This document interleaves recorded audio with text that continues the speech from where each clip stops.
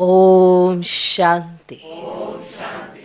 आज की तारीख है 25 दिसंबर 2022। अव्यक्त महावाक्य, अव्यक्त बाप दादा रिवाइज कोर्स की मुरली, जिसकी ओरिजिनल डेट है 7 मार्च 1993। मुरली का सार, हाईएस्ट और होलीएस्ट आत्मा की निशानियां। आज बाप दादा अपने सर्व हाईएस्ट और होलीएस्ट बच्चों को देख रहे हैं।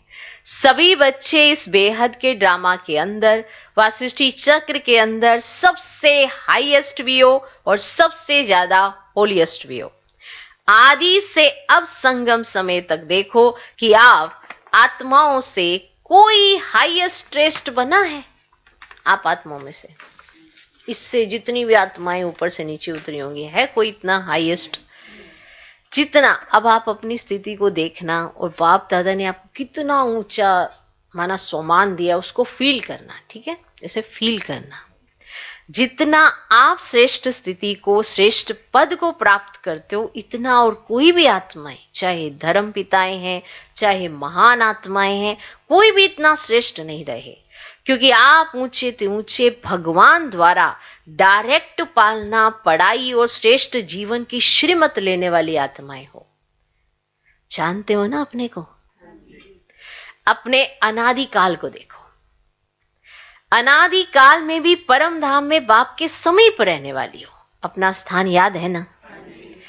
तो अनादि काल में भी हाईएस्ट हो, समीप साथ हो, और आदि काल में, आदि काल माना देवता स्वरूप में, आदि काल में भी सृष्टि चक्र के सत्युग काल में देव पद प्राप्त करने वाली आत्माएं हो। देव आत्माओं का समय आदि काल भी सर्वश्रेष्ठ है, और साकार मनुष्य जीवन में सर्व प्राप्ति संपन्न श्रेष्ठ हो। सृष्टि चक्र के अंदर ये देव पद अर्थात देवता जीवन ही ऐसी जीवन है जहां तन, मन, धन, जन चारों ही प्रकार की सर्व प्राप्तियां प्राप्त हैं। अपनी दैवी जीवन याद है कि भूल गए हो? अनादि काल भी याद आ गया, आदि काल भी याद आ गया। अच्छी तरह से याद करो तो दोनों समय में हाईएस्ट हो ना। उसके बाद मध्य काल में आओ तो द्वापर में आप आत्माओं के जड़ चित्र बनते हैं, अर्थात पूज्य आत्माएं बनते हैं। पूज्य में भी देखो, सबसे विधि पूर्वक पूजा देव आत्माओं की होती है। आप सबके मंदिर बने हैं, आप सबके, माना चाहे वहां भारतवासी बैठे हैं, चाहे वहां पे डबल विदेशी बैठे हैं, चाहे कोई भी बैठे है, तो बाबा ने पूछा कि आप सबके मंदिर बने हैं। डबल विदेशियों के मंदिर बने हुए हैं? तो बाबा ने डबल विदेशियों से पूछा कि सिर्फ भारतवासियों के बनते हैं? बने हुए हैं ना। जैसे देवात्माओं की पूजा होती है, ऐसे और किसी आत्माओं की पूजा नहीं होती। कोई महात्मा वगैरह को मंदिर में बिठा भी देते हैं, लेकिन ऐसे भावना और विधि पूर्वक हर कर्म की पूजा हो, ऐसी पूजा नहीं होती। तो मध्य काल में भी पूज्य रूप में श्रेष्ठ हो, हाईएस्ट हो। अब अंत में आओ। अब संगम युग पर भी ऊंचे से ऊंचे ब्राह्मण आत्माएं, ब्राह्मण सो फरिश्ता आत्माएं बनते हो। तो अनादि, आदि, मध्य और अंत हाईएस्ट हो गए ना। है इतना नशा? रूहानी नशा है ना। अभिमान नहीं, लेकिन स्वमान है, स्वमान का नशा है। स्व अर्थात आत्मा का, श्रेष्ठ आत्मा का रूहानी नशा है। तो सारे चक्र में हाईएस्ट भी हो और साथ साथ होलीएस्ट भी हो। चाहे और आत्माएं भी होली अर्थात पवित्र बनती हैं, लेकिन आपकी वर्तमान समय की पवित्रता और फिर देवता जीवन की पवित्रता सभी से श्रेष्ठ और न्यारी है। अनुभव कर रहे हो? इस समय भी संपूर्ण पवित्र अर्थात होली बनते हो। संपूर्ण पवित्रता की परिभाषा बहुत श्रेष्ठ है और सहज भी है। संपूर्ण पवित्रता का अर्थ ही है कि स्वपन मात्र भी अपवित्रता मन और बुद्धि को टच नहीं करे। इसी को ही कहा जाता है सच्चे वैष्णव। चाहे अभी नंबरवार पुरुषार्थी हो, लेकिन पुरुषार्थ का लक्ष्य संपूर्ण पवित्रता का ही है। और सहज पवित्रता को धारण करने वाली आत्माएं हो। सहज क्यों है? क्योंकि हिम्मत बच्चों की और मदद सर्वशक्तिमान बाप की, इसलिए मुश्किल व असंभव भी संभव हो गया है और नंबर वार हो रहा है। तो होली अर्थात पवित्रता की विश्रेष्ठ स्थिति का अनुभव आप ब्राह्मण आत्माओं को है। सहज लगती है, मुश्किल लगती है? संपूर्ण पवित्रता मुश्किल है या सहज है? कभी मुश्किल कभी सहज। संपूर्ण बनना ही है, यह लक्ष्य है ना? लक्ष्य तो हाईएस्ट है ना?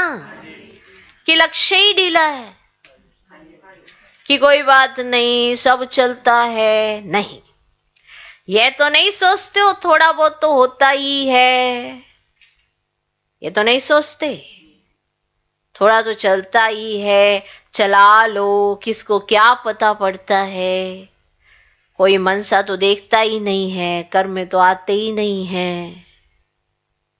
लेकिन मनसा के वाइब्रेशंस पे छिप नहीं सकते। चलाने वाले को बाप दादा अच्छी तरह से जानते हैं। जो ऐसे चलाते हैं ना, उन्हें बाप दादा अच्छी तरह से जानते हैं। ऐसे आउट नहीं करते, नहीं तो नाम भी आउट कर सकते हैं, लेकिन अभी नहीं करते। चलाने वाले स्वयं ही चलते चलते, चलाते चलाते त्रेता तक पहुंच जाते, माना सतयुग में उतरते ही नहीं। लेकिन लक्ष्य सभी का संपूर्ण पवित्रता का ही है। सारे चक्र में देखो सिर्फ देवात्माएं हैं जिनका शरीर भी पवित्र है और आत्मा भी पवित्र है। और जो भी आए हैं आत्मा पवित्र बन भी जाए लेकिन शरीर पवित्र नहीं होगा। आप आत्माएं ब्राह्मण जीवन में ऐसे पवित्र बनते हो जो शरीर भी प्रकृति भी पवित्र बना देते हो। इसीलिए शरीर भी पवित्र है तो आत्मा भी पवित्र है। लेकिन वो कौन सी आत्माएं हैं जो शरीर और आत्मा दोनों से पवित्र बनती हैं? उन्हों को देखा है? कहां है वो आत्माएं? कहां है वो आत्माएं? आप ही हो ना वो आत्माएं।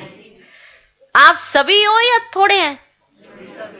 पक्का है ना कि हम ही थे, हम ही बन रहे हैं। तो हाईएस्ट भी हो और होलीएस्ट भी हो, दोनों ही हो ना। कैसे बने? बहुत अलौकिक रूहानी होली मनाने से होली बने। कौन सी होली खेली है जिससे होलीएस्ट भी बने और हाईएस्ट भी बने हो? सबसे अच्छे से अच्छा श्रेष्ठ रंग कौन सा है? सबसे अविनाशी रंग है बाप के संग का रंग। जैसा संग होता है ना वैसा रंग लगता है। आपको किसका रंग लगा? बाप का ना। तो बाप के संग का रंग जितना पक्का लगता है उतना ही होली बन जाते हो, संपूर्ण पवित्र बन जाते हो। संग का रंग तो सहज है ना। संग में रहो, रंग आप ही लग जाएगा, मेहनत करने की भी आवश्यकता नहीं। संग में रहना आता है कि डबल विदेशियों को अकेला रहना, अकेलापन महसूस करना जल्दी आता है। कभी कभी कंप्लेन आती है ना कि मैं अपने को एलोन महसूस करती हूं। क्यों अकेले रहते हो? क्यों अकेलापन महसूस करते हो? आदत है इसीलिए। ब्राह्मण आत्माएं एक सेकंड भी अकेले नहीं हो सकती। हो सकती हैं? नहीं, होना नहीं है लेकिन हो जाते हो। बाप दादा ने स्वयं अपना साथी बनाया, फिर अकेले कैसे हो सकते हो? कई बच्चे कहते हैं कि बाप को कंपेनियन तो बनाया है, माना साथी तो बनाया है, लेकिन सदा कंपनी नहीं रहती, साथ नहीं रहते। क्यों? कंपेनियन बनाया है इसमें तो ठीक हो। सभी से पूछेंगे आपका कंपेनियन कौन है तो बाबा ही कहेंगे ना। बाप दादा ने देखा कि जब कंपेनियन बनाने से भी काम नहीं चलता, कभी कभी फिर भी अकेले हो जाते हो। अभी और क्या युक्ति बताएं? कंपेनियन बनाया है लेकिन कंबाइंड नहीं बने हो। कंबाइंड स्वरूप कभी अलग नहीं होता। कंपेनियन से तो कभी कभी फ्रेंडली क्वेल माना झगड़ा भी हो जाता है, तो अलग हो जाते हैं। कभी कभी कोई ऐसी बात हो जाती है ना, तो बाप से अकेले बन जाते हो। तो कंपेनियन तो बनाया है, लेकिन कंपेनियन को कंबाइंड रूप में अनुभव करो। बहुत विशेष पॉइंट है ये। कंबाइंड को अलग करना मुश्किल है। कंपेनियन के साथ तो आप झगड़ भी लेते हो, लेकिन कंपेनियन बनाया, कंबाइंड नहीं बनाया। अलग हो ही नहीं सकते। किसकी ताकत नहीं जो मुझ कंबाइंड रूप को अलग कर सके। ऐसा अनुभव बार बार स्मृति में लाते लाते स्मृति स्वरूप बन जाओ। बार बार चेक करो कि कंबाइंड हूं, किनारा तो नहीं कर लिया। जितना कंबाइंड रूप का अनुभव बढ़ाते जाएंगे, उतना ब्राह्मण जीवन बहुत प्यारी मनोरंजक जीवन अनुभव होगी। तो ऐसी होली मनाने आए हो ना, कि सिर्फ रंग की होली मनाकर कहेंगे कि होली हो गई। सदैव याद रखो, संग के रंग की होली से हाईएस्ट होलीएस्ट सहज बनना है। संग के रंग की होली से होलीएस्ट बनो और हाईएस्ट सहज बनना है। मुश्किल नहीं, सहज। परमात्म संग कभी मुश्किल का अनुभव नहीं कराता। अगर आपको कुछ भी मुश्किल लगता है तो परमात्मा का संग नहीं है। परमात्मा के साथ रहते असंभव कुछ नहीं, ये तो मालूम है ना। अगर कुछ भी असंभव या मुश्किल लग रहा है तो ये मान जाओ कि इस समय परमात्मा का संग नहीं है। परमात्म संग कभी मुश्किल का अनुभव नहीं कराता। बाप दादा को भी बच्चों का मेहनत या मुश्किल अनुभव करना अच्छा नहीं लगता। मास्टर सर्वशक्तिवान व सर्वशक्तिवान के कंबाइंड रूप और फिर मुश्किल कैसे हो सकती। जरूर कोई अलवेलापन व आलस्य व पुरानी पास्ट लाइफ के संस्कार इमर्ज होते हैं। अगर आपको मुश्किल लग रहा है, असंभव लग रहा है, तो जरूर कुछ अलबेलापन होगा, कोई आलस्य होगा, या आपकी पुरानी जीवन माना जो कलयुग में थी, उस जीवन के कोई ना कोई स्वभाव संस्कार आपका इमर्ज हो गया है। तब मुश्किल अनुभव होता है। जब मरजीवा बन गए तो पुराने संस्कार की भी मृत्यु हो गई। यही हुआ ना, पुराना जन्म खत्म, नया जन्म शुरू। तो अगर आप मरजीवा बन गए तो पुराने संस्कार की भी मृत्यु हो गई। पुराने संस्कार इमर्ज हो ही नहीं सकते। बिल्कुल भूल जाओ, ये पुराने जन्म के हैं, ब्राह्मण जन्म के नहीं है। जब पुराना जन्म समाप्त हुआ, नया जन्म धारण किया, तो नया जन्म नए संस्कार। आपका ये ब्राह्मण जीवन है ना, नया जीवन है ना, तो नया जन्म नए संस्कार। पुराने संस्कारों को इस जन्म में क्यों लेके आना, वो तो आपके नहीं है। अगर माया पुराने संस्कार इमर्ज कराती भी है तो सोचो, अगर कोई दूसरे की चीज आपको आकर के देवे, कोई दूसरे की चीज आपको आकर के देवे, तो आप क्या करेंगे? रख लेंगे? रख देंगे? स्वीकार करेंगे? किसी और की चीज है, आपको आकर दे दी, तो आप रख लेंगे? स्वीकार करेंगे? सोचेंगे ना कि ये हमारी चीज नहीं है, ये दूसरे की चीज मैं कैसे ले सकता हूं। अगर माया पुराने जन्म के संस्कार इमर्ज करने के रूप में आती भी है तो आपकी चीज तो नहीं है ना। सोचो ये मेरी चीज नहीं है, ये पराई है। पराई चीज को संकल्प में भी अपना नहीं मान सकते हो। मान सकते हैं? सोचो, पराई चीज जरूर धोखा देगी, दुख देगी। सोच करके उसी सेकंड पराई चीज को छोड़ दो।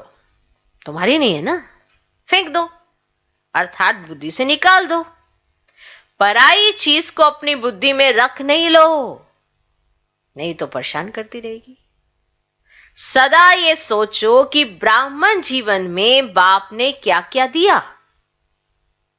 ब्राह्मण जीवन का अर्थात मेरा निजी स्वभाव, संस्कार, वृत्ति, दृष्टि, समृद्धि क्या है। माना इस समय जो वर्तमान समय मेरा जीवन है, इसमें मेरा निजी स्वभाव, संस्कार, मुझ ब्राह्मण आत्मा का, मेरी वृत्ति, मेरी दृष्टि और मेरी समृद्धि क्या है। ये निजी है और वो पराई है। पराया माल अच्छा लगता है, अच्छा लगता है कि अपना माल अच्छा लगता है। ये रावण का माल है और ये बाप का माल है, कौन सा अच्छा लगता है? कभी भी गलती से भी संकल्प में भी नहीं लाओ, क्या करें, मेरा स्वभाव ऐसा है, मेरा संस्कार ऐसा है। कहीं ऐसे होता है ना, बड़ी जल्दी उनको गुस्सा आता है, मैं क्या करूं, मेरा स्वभाव ही संस्कार ही ऐसा है। आपको नहीं पता मैं पहले क्या था, मैं पहले क्या थी। यानी हम तुरंत पुरानी चीजों को उठा लेते हैं।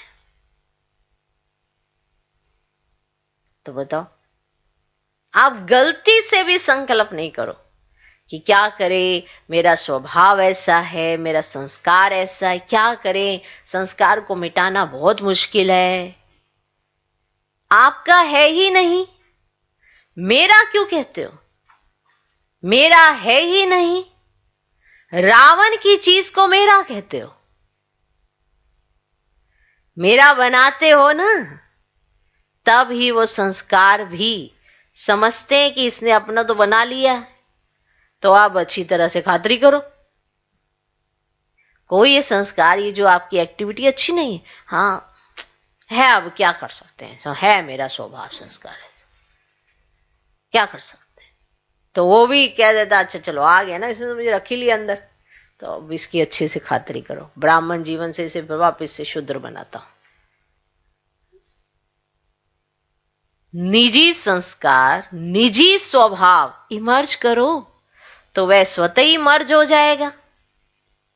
समझा क्या करना है? ना, जो ब्राह्मण जीवन के संस्कार, ब्राह्मण जीवन का स्वभाव आपका होना चाहिए, उसको उसी सेकंड इमर्ज करो ना। टाइम क्यों लगाते हैं? कहीं 1 दिन, 2 दिन, हफ्ते, महीने उसी शुद्रपने में जाते रहते हैं, वही सोचते रहते हैं, मैं क्या करूं, मेरा है स्वभाव संस्कार ऐसा, क्या करूं, है मेरा ऐसा। अब आप उससे मेरा मेरा कहकर अपना बनाए जा रहे हो, और जो ब्राह्मण जीवन के स्वभाव संस्कार होने चाहिए उससे आप किनारे किए जा रहे हो। तो जो चीज को इतने दिन तक रखोगे तो वही आपकी अपनी बन जाएगी। इसलिए ब्राह्मण जीवन आपको अपना लगता ही नहीं, मुश्किल लग जाता है। आ रहे, समझ आ रहे, समझा क्या करना है? तो ऐसी होली मनाने आए हो ना, वो एक दिन कहेंगे होली है, दूसरे दिन कहेंगे होली हो गई। एक दिन कहेंगे आज होली है और दूसरे दिन कहेंगे होली हो गई। आप क्या कहेंगे? आप कहेंगे हम सदा ही संग के रंग की होली मना रहे हैं और होली बन गए। होली मनाते मनाते होली बन गए। होली मना ली या मनानी है? जब से ब्राह्मण बने हो तब से होली मना रहे हो, क्योंकि संगम युग का समय ही सदा उत्सव का समय है। तो संगम युग का समय ही सदा उत्सव का समय है। दुनिया वाले तो एक्स्ट्रा खर्च करके मौज मनाते हैं, लेकिन आप सदा ही हर सेकंड मौज मनाने वाले हो। हर सेकंड नाचते गाते रहते हो, हर सेकंड नाचते गाते रहते हो, सदा खुशी में नाचते हो, या जब कल्चर प्रोग्राम होता है तभी नाचते हो? हाँ, या तो जब कल्चर प्रोग्राम होता है आपका तभी नाचते हो, या सदा नाचते रहते हो? हाँ, कोई आएगा डांस की प्रैक्टिस कराएगा, फिर हम कल्चर प्रोग्राम करेंगे, तभी नाचते हो, या सदा खुशी में नाचते रहते हो? सोच लो पहले एक बार ना, सदा नाचते रहते हो ना? सदा बाप की महिमा और अपनी प्राप्तियों के गीत गाते रहो। सबको गाना आता है ना? गाना आता है ना ये वाला गीत? सभी नाच सकते हो, सभी गा सकते हो। सदा नाचना गाना मुश्किल है क्या? सहज है, और सदा सहज अनुभव करते संपन्न बनना ही है। कभी भी ये नहीं सोचो पता नहीं हम संपन्न बनेंगे या नहीं बनेंगे, ये कमजोर संकल्प कभी आने नहीं दो। सदा यही सोचो कि अनेक बार मैं ही बनी हूं और मुझे ही बनना ही है। अच्छा, चारों ओर के सदा परमात्म संग के रंग की होली मनाने वाली श्रेष्ठ आत्माएं, सृष्टि चक्र के अंदर सदा हाईएस्ट पार्ट बजाने वाली श्रेष्ठ आत्माएं, सर्व आत्माओं से श्रेष्ठ होलीएस्ट आत्माएं, सदा कंबाइंड रहने वाली पद्मा पदम भाग्यवान आत्माएं, सदा सर्व की मुश्किल को भी सहज बनाने वाली ब्राह्मण आत्माएं, सदा नए जन्म के नए स्वभाव संस्कार, नए उमंग उत्साह में रहने वाली उड़ती कला की अनुभवी आत्माओं को बाप दादा का याद प्यार और नमस्ते। हम रूहानी बच्चों की भी रूहानी बाप दादा को नमस्ते नमस्ते नमस्ते। Good morning, good morning, good morning. दादी जानकी जी के प्रति बाप दादा के वरदानी महावाक्य है। तो दादी जानकी बाबा के पास बैठे हैं, तो बाबा उनसे बात कर रहे हैं। तो बाबा ने कहा, अच्छा चल रहा है ना, अच्छा चल रहा है ना, रथ को चलाने का तरीका आ गया है। दादियों को ठीक देख करके भी खुश हो जाते हैं, शरीर के भी नॉलेजफुल, आत्मा के भी नॉलेजफुल।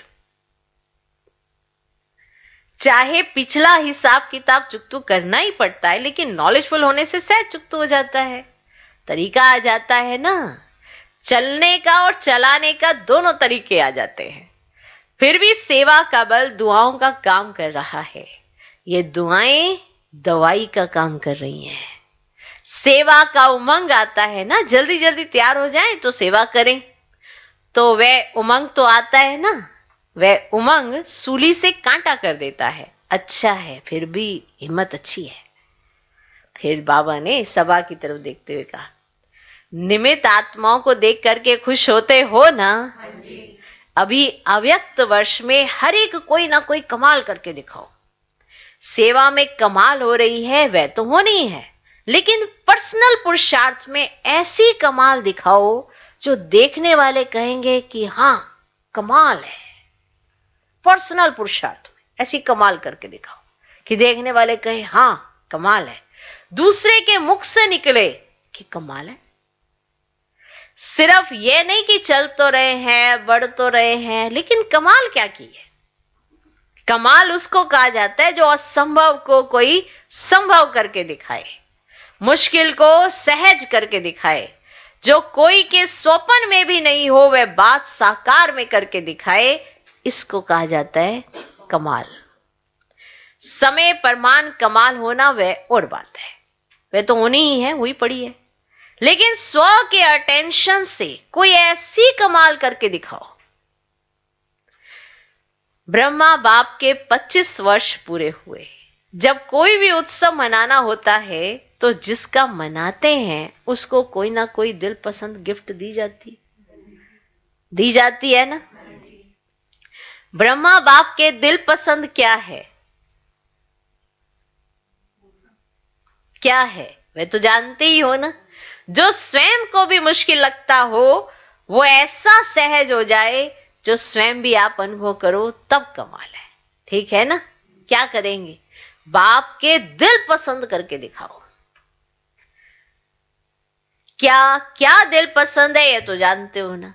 बाप को क्या पसंद है जानते हो ना? अच्छा, देखेंगे कौन कौन सी गिफ्ट देते हैं। जैसे स्थूल गिफ्ट बड़े प्यार से ले आते हो ना, अच्छा है। डबल विदेशी अपना भाग्य अच्छी तरह से प्राप्त कर रहे हैं, वृद्धि कर रहे हो ना। वृद्धि करने वालों को पहले तपस्या के साथ त्याग करना ही पड़ता है। वृद्धि होती है तो खुश होते हो ना, या समझते हो हमारे को कमी पड़ जाएगी? अच्छा है, वृद्धि अच्छी कर रहे हो। यह नहीं सोचो हमारा कम हो रहा है, बढ़ रहा है।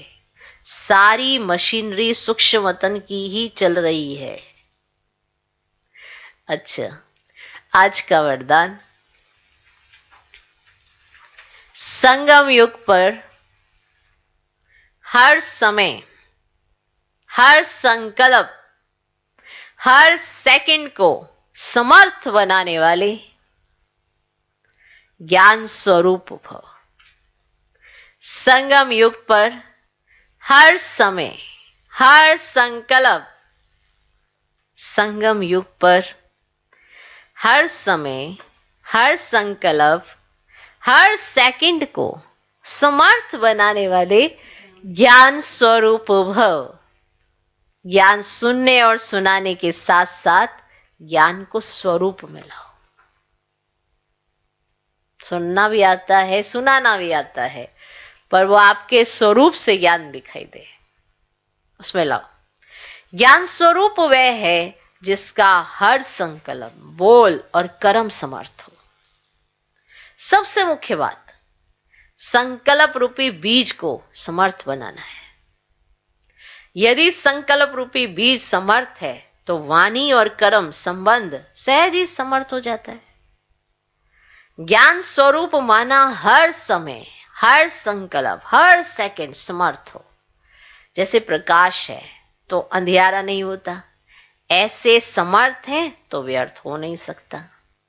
आज का स्लोगन, सेवा में सदा जी हाजिर करना, यही प्यार का सच्चा सबूत है।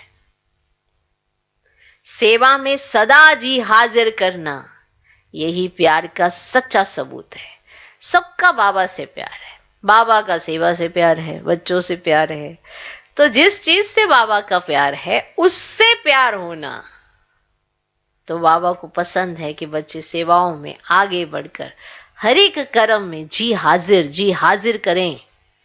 ये नहीं कि उनके पास अपने ही बहुत सारे बहाने होते हैं। सबके पास अपने अपने बहाने तो हैं, लेकिन फिर वो प्यार नहीं है।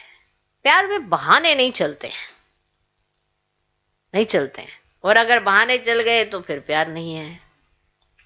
तो करके दिखाना माना जी हाजिर हो जाना, एवर रेडी रहना, हर घड़ी हर सेकंड, जब कहा, जैसे चाहा, जहां चाहा बाबा भेज सके। बाबा कहे अच्छा बच्ची यहां जाना है, अच्छे बच्चे ये करना है, जी बाबा। मुख की जी बाबा नहीं, सिर्फ करके दिखाने वाली जी बाबा। पहले आप भी जानते हैं, पहले जमाना था जो मुख से कह दिया वो तो करना ही है। वो कहते हैं जो मुख से हमने जुबान दे रखी है, ऐसे कहा जाता था, हमने जुबान दे दी। माना जुबान की कितनी कीमत होती होगी, सोचो, है ना? और हम यूं ही जुबान दिए जाते हैं और करना है नहीं। आज का मनुष्य ऐसा हो गया है, मुख से तो इतनी श्योरिटियां दिखाते हैं कि लगता है व्यक्ति को अरे ये कर देगा, लेकिन वो मुख तक ही होता है, दिल तक नहीं होता। इसीलिए आज का मनुष्य ऐसा है, मुख से आपको इतनी गारंटियां देते हैं, ये हो जाएगा, ये हो जाएगा, ये हो जाएगा, और रिजल्ट में कुछ नहीं, क्योंकि दिमाग में वो हांजी है नहीं कि अगर मैंने मुख से ये कह दिया कि ये मुझे करना है, तो चाहे भले इधर हो जाए, चाहे उधर आ जाए, तो मुझे तो पूरा करना है। तो ड्रामा क्या, बाबा क्या, हर कोई साथ देता है। तो इसीलिए जिसे सेवा में जी हाजिर करना आ गया, उसे प्यार निभाना आ गया। माना बाबा से प्यार है ना आपका, अब आप कहें कि हाँ ये मैं सेवा कर दूंगा, और उस दिन नजर भी ना आए, तो कहां है हाजिर? तो जो सेवा में सदा जी हाजिर करना, यही प्यार का सच्चा सबूत है। ओके, अब कहेंगे प्यार में कोई सबूत थोड़ा दिया जाता, प्यार तो है ही है, वो सबूत उसके साथ ही लगा होता है, वो तो है ही है ना, है ही है ना। तो अगर करके दिखाओगे तो ऑटोमेटिकली हो जाएगा। तो अभी भी बाबा ने भी कहा ना कि आपको कमाल करके दिखानी है। अब हम कहेंगे हाँ जी हमने करके दिखानी है, पर उस हाँ जी का जो वजन होना चाहिए ना, वो अपनी बुद्धि तक जाना चाहिए कि मैंने हाँ बोला है तो मुझे तो कुछ करना ही पड़ेगा, ऐसे होना चाहिए। इसलिए हाथ तो खड़े कर देते हैं हम, लेकिन हाथ दिल से नहीं खड़ा करते, सिर्फ दिखावे से कि कोई देख रहा है क्या कहेंगे। इसीलिए आजकल ऐसे आर्टिफिशियल एक्टिविटीज बहुत होती हैं। हम मुख से तो किसी हाँ जी हाँ जी हाँ जी हाँ जी हाँ जी, पर अंदर दिल में और बुद्धि में वो बात बिल्कुल स्ट्राइक नहीं करती, इसीलिए हम वो कर नहीं पाते हैं। तो सेवा में सदा जी हाजिर करना, यही प्यार का सच्चा